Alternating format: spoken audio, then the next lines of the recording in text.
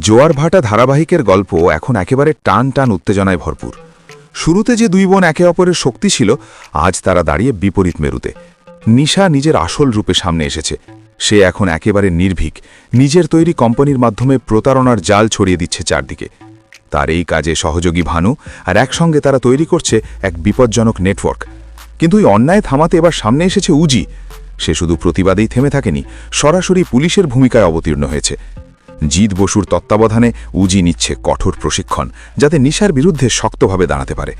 তার পাশে রয়েছে ঋষি, যে প্রতিটা মুহূর্তে উজিকে সাহস যোগাচ্ছে। এই লড়াই এখন আর শুধু সম্পর্কের নয়, এটা সত্য আর মিথ্যার যুদ্ধ। একদিকে ক্ষমতা আর প্রতারণার জাল, অন্যদিকে ন্যায়ের লড়াই। এই সংঘর্ষের পরিণতি কি হতে চলেছে? উজি কি সত্যিই নিশাকে শায়েস্তা করতে পারবে, নাকি গল্পে আসবে আরও বড় চমক? সব উত্তর লুকিয়ে আছে জোয়ার ভাটার আসন্ন পর্বে।